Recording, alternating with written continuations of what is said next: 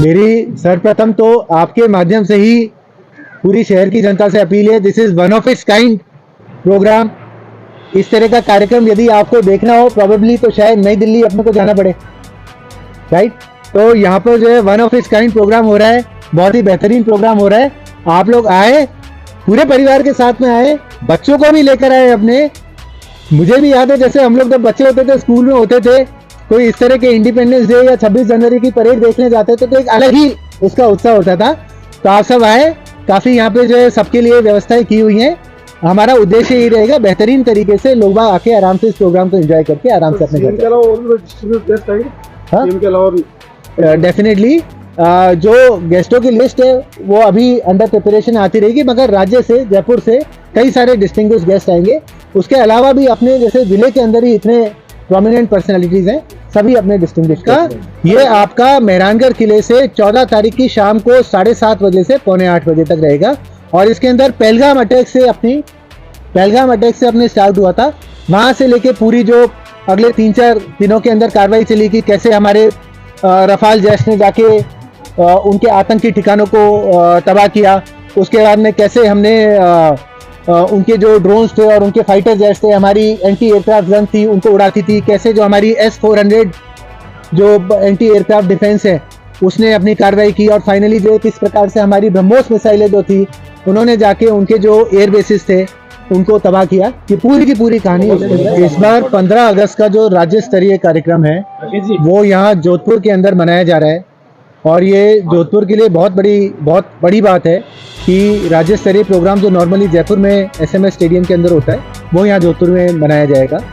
इस प्रोग्राम की जो रूपरेखा है वो आपके माध्यम से मैं सभी शहरवासियों को बताना चाहता हूँ, ताकि शहरवासी भी इसके अंदर बड़े शौक से बढ़ चढ़ के हिस्सा ले सके, पार्टिसिपेट कर सके। जो अपना 14 अगस्त है, एक शाम पहले यानी 14 अगस्त है, 14 अगस्त को सबसे पहले एट होम किया जाएगा। एट होम कार्यक्रम जो होगा वो मेहरानगढ़ किले के ऊपर होगा, जिसके अंदर लगभग शहर के करीबन 300 समथिंग लोग आमंत्रित किए जाएंगे। इसके अंदर क्या होता है कि माननीय मुख्यमंत्री महोदय द्वारा जो अवार्डीज होते हैं उन लोगों को अवार्ड दिया जाता है, तथा उसके बाद में एक हाई टी होती है। ये होगा 6:30 बजे से 7:45 बजे तक। इसके जो अंतिम 15 मिनट हैं उसके अंदर एक ड्रोन शो कराया जाएगा। ये जो ड्रोन शो है, मेहरानगढ़ किले के ऊपर से लगभग 550 ड्रोन उड़ेंगे। और जो अपना ऑपरेशन सिंदूर अभी रिसेंटली हुआ था, जो अभी भी ऑनगोइंग है, ऑपरेशन सिंदूर की पूरी कहानी इस ड्रोन शो के माध्यम से सभी शहरवासियों को बताई जाएगी। ये मेहरानगढ़ किले की हाइट से होगा, तो अपने पूरे के पूरे शहर के काफ़ी बड़े हिस्से में लोग बाग इसको देख सकते हैं।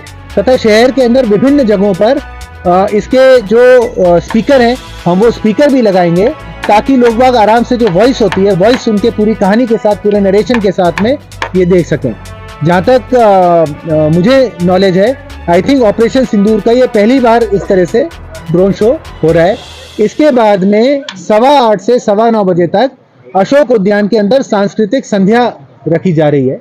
इस सांस्कृतिक संध्या में सबसे पहले आपने जैसे देखा होगा, अशोक उद्यान के अंदर अपनी लगभग 10-12 छतरियां हैं। तो उन छतरियों के अंदर अपना पूरा जो मरुस्थली है, मरुस्थली का जो लोकल जो अपना फोक आर्ट होता है, folk artist, folk music, folk dances जो होते हैं, इन सभी का वहाँ पर डिस्प्ले रहेगा। एक वॉक टाइप्स की रखी जा रही है, जिसके अंदर प्रत्येक जो छतरी है उसके अंदर लोग जा जाके अपना जो मरुस्थलीय कल्चर है उसकी झलक देख सकें। और उसके बाद में उन छतरियों के बीच बीच में कई सारी प्रदर्शनियां लगाई जा रही हैं। जोधपुर अपना इतना बड़ा शहर है, अपने यहाँ पे केंद्र सरकार के, राज्य सरकार के इतने बड़े बड़े इंस्टीट्यूट्स हैं, यहाँ अपना इतना बड़ा हैंडीक्राफ्ट्स का उद्योग है। तो इन सभी की किसी ना किसी फॉर्मेट में, जैसे DRDO हो गया, इसरो हो गया, IIT जोधपुर हो गया, रेलवेज हो गया, अपने हैंडीक्राफ्ट्स हो गए, इन सभी की प्रदर्शनी लगाई जाएगी। और ये फॉर्मेट इस तरीके से रखा गया है कि लोग बाग आराम से आके पूरी ये प्रदर्शनी का अवलोकन कर सकें। तथा वहाँ पे फिर ये म्यूजिकल एक नाइट होगी। म्यूजिकल नाइट के अंदर जो हमारे चीफ जो अट्रैक्शन है वो पीयूष पवार होंगे। पीयूष पवार यहीं जोधपुर के लोकल हैं और इंडियन आइडल के अंदर ये फाइनलिस्ट रहे थे। तो पीयूष पवार की वहाँ पे प्रस्तुति होगी, पूरी देशभक्ति ओरिएंटेड।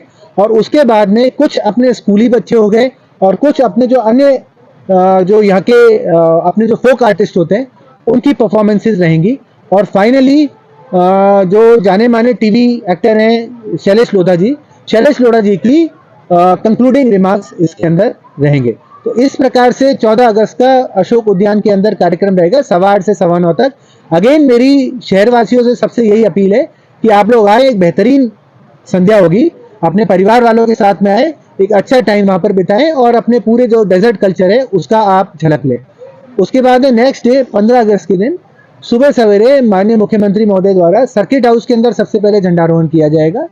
वहां से गौरव पथ के ऊपर शहीद स्मारक है, वो शहीद स्मारक पर शहीदों को श्रद्धांजलि दी जाएगी, रीत ले की जाएगी और उसके बाद में सीधे यहाँ बरकतुल्ला खान स्टेडियम के अंदर ये कार्यक्रम है। आप लोग देख सकते हैं स्टेडियम के अंदर काफ़ी काम ऑलरेडी चल रहा है, इस पूरे स्टेडियम को सजाया जा रहा है, कार्यक्रम के लिए रेडी किया जा रहा है। इस कार्यक्रम के अंदर भी कई सारी विशेषताएं रहेंगी। यहाँ पर आर्मी के वेपन्स डिस्प्ले होगा, आर्मी के जो टैंक्स हैं, जो उनकी आर्टिलरी गन्स होती हैं, आर्मी की जो दूसरे वेपन्स हैं, उन सब का डिस्प्ले होगा। यहीं ग्राउंड के ऊपर होगा, अलग अलग जगह उनकी लोकेशंस रहेंगी, यहाँ पर डिस्प्ले होगा। एयरफोर्स की तरफ से जो पुष्प वर्षा होती है, जो राष्ट्रीय ध्वज को पुष्प वर्षा करके सलामी दी जाएगी।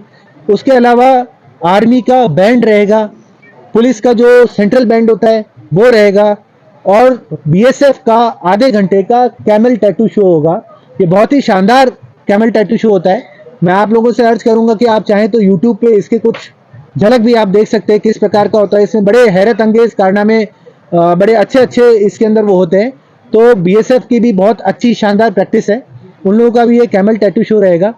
जहाँ तक मुझे नॉलेज है, I might be wrong, but I think new Delhi के बाद में इस तरह से आर्म फोर्सेस का जो पार्टिसिपेशन है पहली बार अपने यहाँ पर जोधपुर के अंदर रहेगा।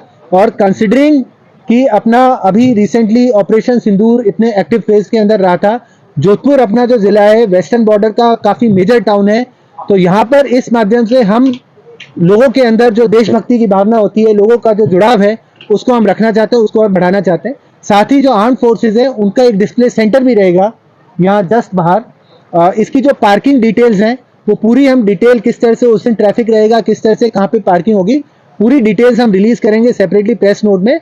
मोटा मोटा मैं बता दूं, बाय एंड लार्ज अपनी पार्किंग ये बरकतुल्ला खान स्टेडियम के बगल में रावण का चबूतरा है, रावण के चबूतरे में होगी। आप में से कोई भी आम पब्लिक के कोई भी अपने आना चाहे आराम से अपने परिवार के साथ में आइए, यहाँ रावण के चबूतरे में व्हीकल पार्किंग कीजिए। और ये गेट नंबर 7 और 8 है जो आप पीछे से देख सकते हैं मेरे, इन्हीं 7 और 8 से आपकी एंट्री होगी और बढ़िया आराम से आप यहाँ पे बैठ के इस प्रोग्राम का लुत्फ उठा सकते हैं। यहाँ पे लगभग अपने 1500 बच्चे और राज्य स्तरीय आर्टिस्ट हैं जो डेली प्रैक्टिस कर रहे हैं, बहुत ही शानदार प्रोग्राम की वो तैयारी कर रहे हैं। 28 मिनट का उनका प्रोग्राम रहेगा और यहाँ पे पूरे स्टेडियम के अंदर 3 बड़ी बड़ी एलईडी स्क्रीन्स लगाई जाएंगी, जिससे कि किसी भी इवेंट का कुछ भी अपने को क्लोजअप देखना हो, वो सारा की सारा बड़ा बेहतरीन डिस्प्ले यहाँ पर रहेगा। जो मंच बनाया जा रहा है करीबन 1200 लोगों की कैपेसिटी का ये मंच बनाया जा रहा है और इसके अंदर सभी लोग, आप सब आमंत्रित हैं। आपके माध्यम से बेसिकली मैं शहर की जनता को, सबको यही अपील करना चाहता हूँ, जोधपुर के अंदर काफ़ी लंबे टाइम में पहली बार इस स्केल का कार्यक्रम होगा एंड हमें इस कार्यक्रम के अंदर शामिल होके और जो है देश के साथ में, देशभक्ति के साथ में हमें जोड़ना चाहिए।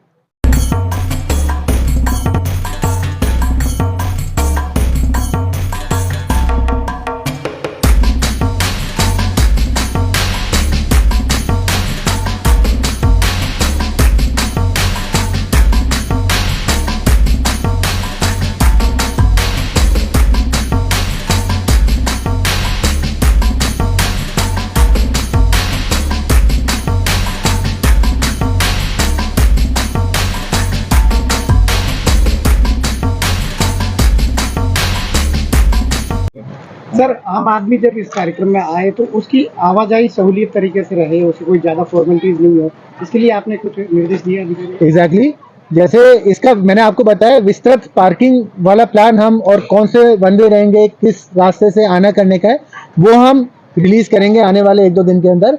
मोटा मोटा मैं आपको बताऊं, पार्किंग अपनी रावण के चबूतरे में होगी, सफिशिएंट स्पेस है, आराम से अपन वहाँ पार्किंग कर सकते हैं। और यदि वहाँ स्पेस की कमी होगी तो उसके बियॉन्ड भी अपने पास सड़क के बगल में बहुत एम्पल जगह 2 व्हीलर्स और इन सब की पार्किंग के लिए, और वहाँ से अपन सीधे गेट नंबर 7 और 8 से आ सकते हैं।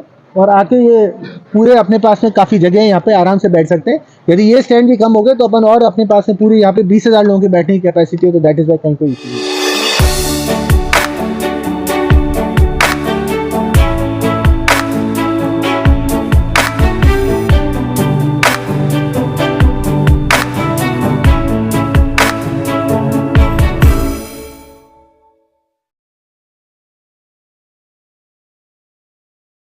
Available on Google Play and App Store. Download it now.